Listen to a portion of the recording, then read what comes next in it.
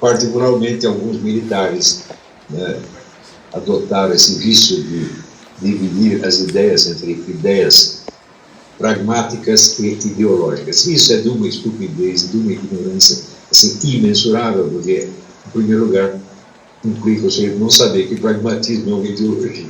Né? Mas a palavra ideologia em si, ela tem toda uma ambiguidade.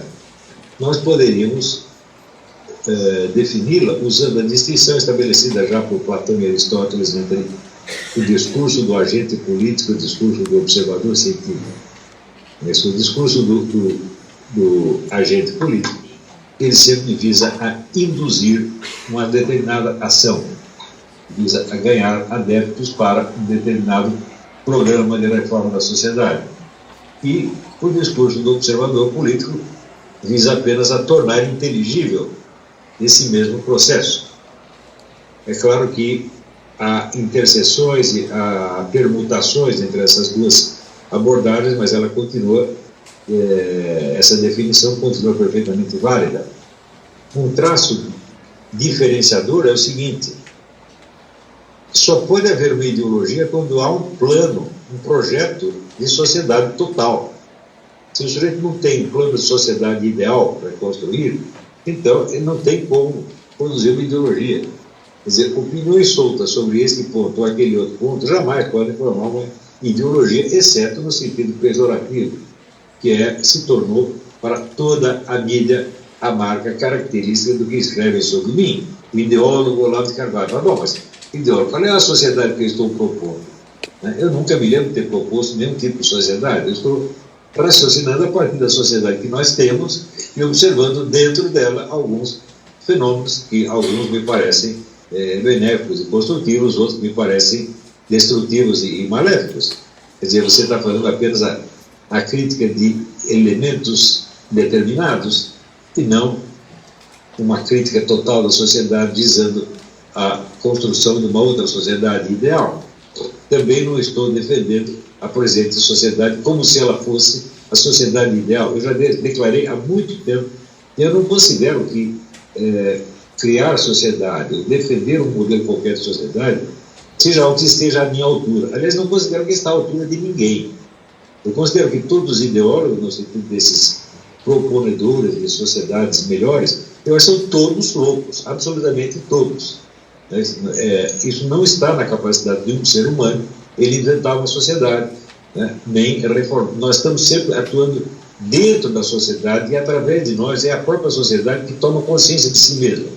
Quer dizer, o que eu estou dizendo a respeito do Brasil não é assim um sujeito que desde cima e desde fora observa a sociedade brasileira, mas claro que é uma força de consciência da própria sociedade que em mim assume uma voz e fala para si mesmo. Isso me parece suficientemente óbvio, mas é claro que explicar isso para pessoas que foram realmente doutrinadas no esquema esquerdista é impossível. Inclusive, o uso da doutrinação também é outra coisa imbecil. Outro dia disseram que o novo diretor não sei do que foi doutrinado por mim. Eu falo, mas doutrinado em que doutrina especificamente? Mas eu não estou pregando coisíssima nenhuma, eu estou apenas analisando determinadas coisas. Assim, quando, no máximo, eu critico determinadas coisas, mas podem procurar, eu não estou oferecendo proposta social nenhuma. Nunca ofereci proposta social nenhuma, nem liberal, nem corporativa, nem fascista, nem socialista, nem porra nenhuma. Mas os caras não sabem perceber isso. Por quê? Porque foram educados na tradição marxista, segundo a qual todo o pensamento humano é sempre ideológico. Isso é, todo o pensamento humano é expressão de um interesse de classe. E esse interesse de classe sempre forma um conjunto completo. Você tem um conjunto completo. Por quê? Não interessa qual a ideia que você tem, interessa qual a ideia que dentro da praxis revolucionária eles atribuem a você. Então você é catalogado pelas semelhanças e coincidências, semelhanças e diferenças que eles enxergam entre você e qualquer outra coisa que a eles lhes interesse, positiva ou negativamente. Por exemplo, eu ver um imbecil usando este processo que a gente chama de cartografia política, Então ele analisa as minhas ideias através dos discursos do Cabo Daciolo, né? E usando o material do Henri Bucetário. Né? Mas o que é isso? Isso é loucura, simplesmente. Mas dentro desse mundo alucinatório esquerdista, por exemplo, o Lula ter roubado ou não, não é o decisivo.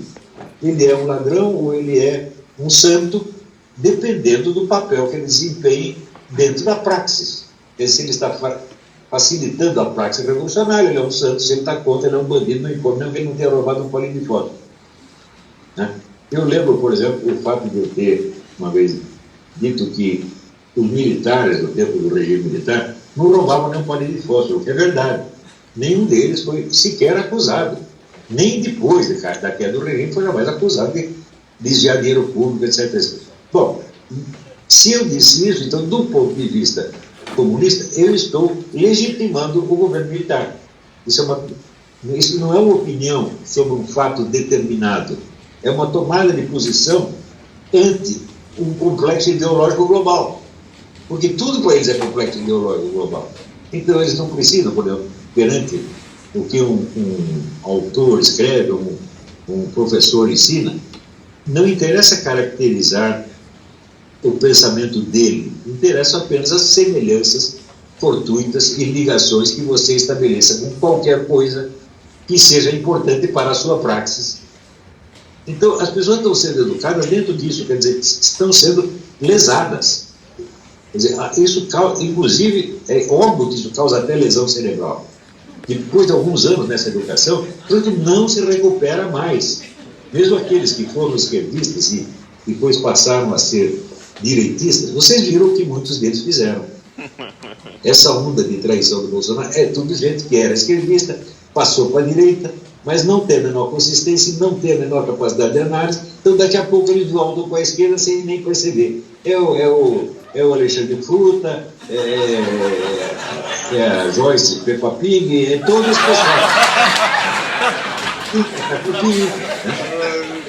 Todos eles são assim. A pessoa que era da esquerda ou eram influenciados pela esquerda, mas não tem a visão, a apreensão intelectual do que é o universo esquerdista. Apenas tem pontos ali que os reputam. Então eles ficam contra aquilo e acham que se libertaram da esquerda. Olha, meu filho, eu me libertei da educação esquerdista, mas eu levei 20 anos para fazer isso. Eu tive que fazer como que uma psicanálise, né, cognitiva, ver cada um dos vícios, né, verbais, cognitivos, que havia se impregnado em mim durante a minha convivência com essa gente. Deu um trabalho desgraçado. Veja, quando eu escrevia ainda o Nova Era da Revolução Cultural, que foi publicada em 1993, eu ainda não estava totalmente livre dessa influência. Eu hoje, relendo aquelas coisas, eu vejo vários cacuetes de linguagem esquerdista que ainda estão lá, que mostram que eu não estava totalmente livre. Eu fui me livrando disso ao longo de um processo muito complicado. Quer dizer, as pessoas não têm a medida correta do mal, do dano psicológico que essa coisa lhes causa. Quando elas perceberem isso, elas vão entender que a ideia de ser um comunista decente é absolutamente impossível. O comunismo é como o diabo, ele é descendente do diabo, é mentiroso e pai da mentira, ele vive da mentira. A dialética inteira é mentira, a dialética deles inteirinha é mentira. Como diz o Hegel, é o espírito de contradição sistematizado. Né? Então, o que quer que você atribua a eles, não que eles tenham dito aquilo literalmente na véspera, nunca vale. E também a ideia de julgá-lo por suas ações lhes parece totalmente injusta. Por exemplo, você chamar o Lula de ladrão só porque ele roubou. Você chamar o Che Guevara de assassino só porque ele matou não sei quantas pessoas. Ah, não pode. Porque essas qualidades negativas têm que estar associadas ao bloco ideológico tal como ele enxerga. Então você nunca mais pode ver nada como acontece. O mundo dos fatos se tornou para você inexistente. Só existe a praxis, essa mistura, tá certo, de visão teórica e ação prática, que é talvez a maior perversão intelectual de todos os tempos. Então é com essa gente que nós estamos lidando e não pode haver disputa de ideias com essa gente. Não pode. O que tem de haver é uma disputa realmente política, uma disputa de posições, nós temos que tirá-los dos seus cargos, tirar deles os instrumentos de ação. É isso que é fazer. A luta intelectual existe para nós. Nós temos que, dentro de nós, examinar criticamente as ideias comunistas, marxistas, para nós nos livrarmos delas. Né? E talvez para ajudar outras pessoas que estão querendo se livrar, não sabem como. Mas, na confrontação com os comunistas, a luta de ideias é perfeita. Ideias é perfeitamente inviável, porque eles não têm ideias. Praxis é uma coisa que não admite ideias. Tudo na praxis é tanto ideia quanto uma pedrada. O sujeito dá uma pedrada na cabeça. É isso. Então, se a luta é de pedrada, então nós temos que lutar com pedrada também. Isso não quer dizer que seja sempre, vamos dizer, a ideia da violência física. Não, existe a violência simbólica, a violência social, que é muito pior porque ela é preparatória. Não existe, ninguém parte para a violência física sem décadas de violência simbólica, como esse sistema tirânico, opressivo, que foi adotado e implantado em todas as universidades brasileiras, sem exceção. Qualquer lugar onde você vai falar qualquer coisa que desagrade a esquerda, você pode ter certeza que esses camaradas, que os mesmos que protestam contra a censura e falam em nome da liberdade de expressão, vão lá tirar a sua liberdade de expressão, como fizeram no caso do filme Jardim das Aflições. É uma coisa tão, obviamente, hipócrita, né? Mas hipócrita do nosso ponto de vista, nós enxergamos a hipocrisia, mas para eles isso não é hipocrisia. Quer dizer, você fazer o contrário do que você prega é simples dialética, meu Deus do céu. Um comunista nunca é a favor nem contra nada. Ele usa o contra e o a favor conforme os interesses globais do movimento naquele momento. Por exemplo, o comunista é abortista, ele é a favor ou contra o aborto? Depende. Ele pode ser a favor ou pode ser contra, de acordo com a clave que o movimento esteja tocando neste momento. Então, nos Estados Unidos, o pessoal da esquerda é tudo abortista. Quando chega na Rússia, o Putin é anti-abortista. E isso vai ser assim sempre. Isso quer dizer que esses vários pontos, esses vários valores, entre aspas, em que se processa o debate político, não tem sentido para o comunista. Para o comunista só existe o movimento dele e o movimento contrário. É só isso que existe. Então, tudo será avaliado em função da contribuição que dá ao movimento, ou seja, aumenta o poder do nosso movimento ou diminui? Se aumenta é bom, se diminui é mal. Então, isso quer dizer que você trocar de vocabulário, trocar de valores, é não só normal, mas é obrigatório. Quer dizer, um comunista que se apega a determinados símbolos e valores, certo? Dogmaticamente, é considerado logo um imbecil, um cara perigoso, até um traidor.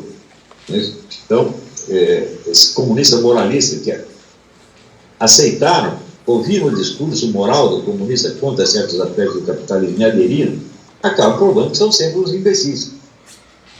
Professor, você está nos ouvindo? Perfeitamente. Nesse exato momento aí, jogaram uma bomba em um dos nossos membros da coalizão e estavam protestando contra o senhor ali embaixo, lá fora no auditório, porque não admito que o senhor está aqui dentro da Universidade Federal do Brasil. Vão lá e dê um cacete nesses filhos da puta.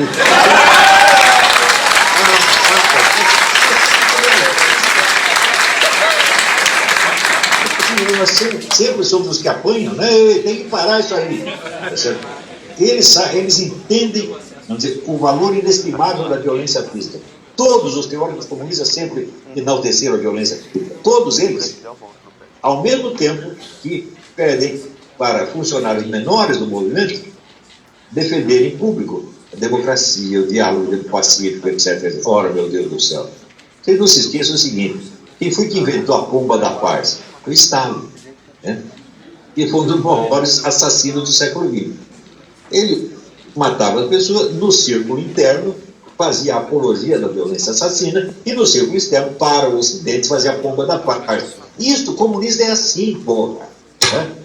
Você não pode esquecer o seguinte: no Brasil, quem foi que inventou a luta contra a corrupção?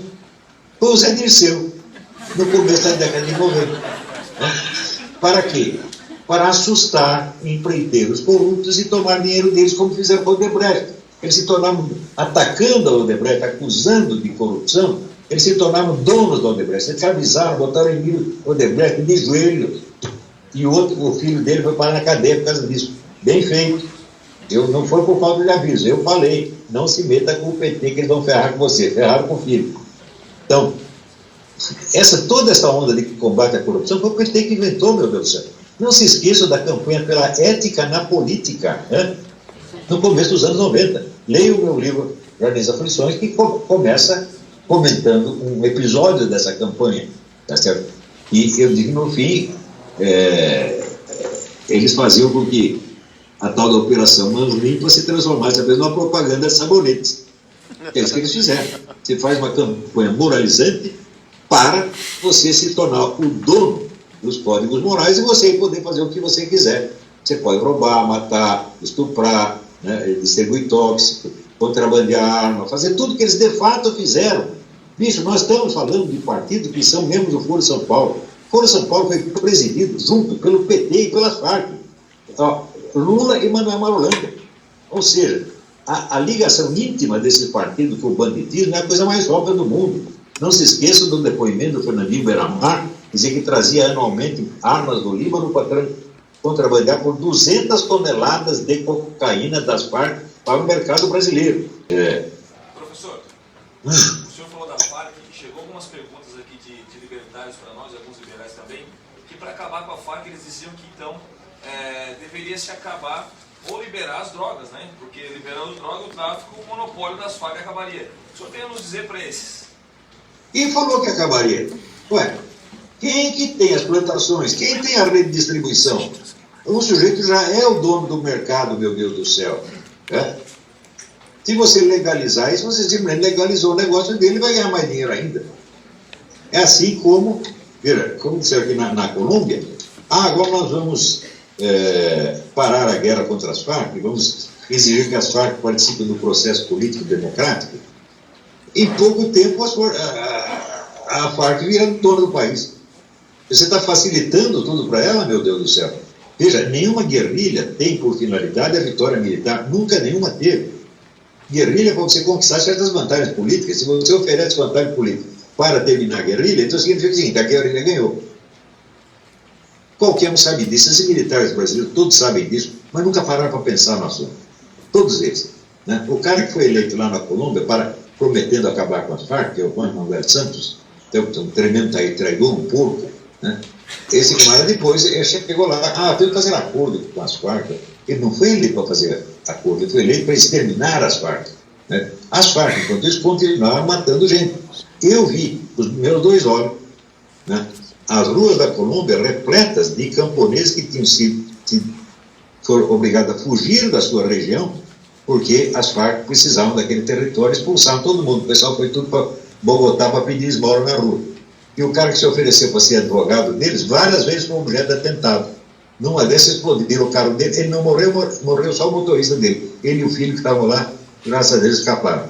Né? Então, as Farc continuam fazendo a mesma violência e se queixando. Elas não dizem que foram vítimas da violência do Coronel Plaças, que as expulsou do Palácio da Justiça quando elas tomaram, e mataram gente lá dentro, tocaram fogo no palácio. Ele foi lá e os expulsou, e daí veio aquela história. Ele sumiu com 12 pessoas.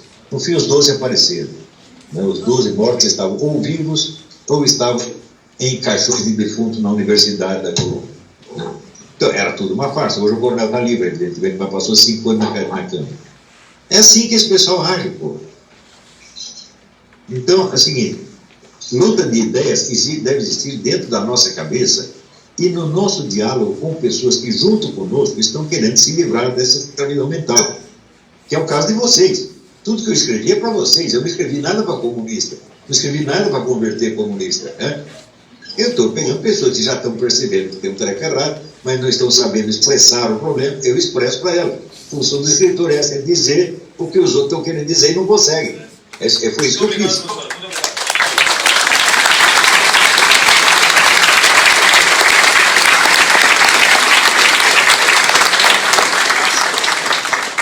Então, acabou meu tempo? O senhor pode falar das considerações finais aí para... Não, já as considerações finais, já considerei finalmente. Tá? Professor, nosso tempo se alonga. Muito obrigado pela sua participação aqui. A gente... Infelizmente, nós temos que ir.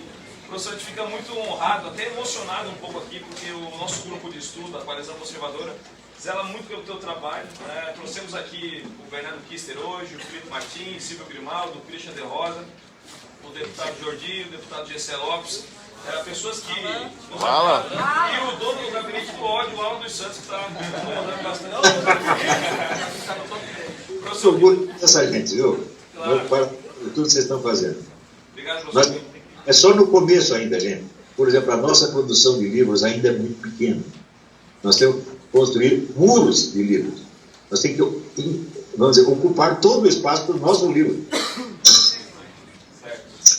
Professor, obrigado. Que Deus o abençoe. Nós aguardamos um outro contato, um novo congresso. O ano que vem tem mais. Esse aqui é só o nosso primeiro. Estamos no começo. Muito obrigado, professor.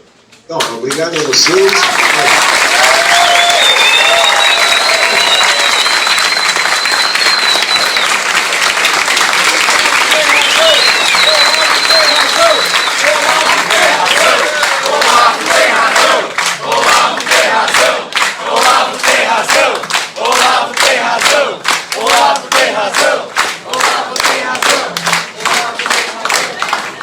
Obrigado, professor. Obrigado, eu.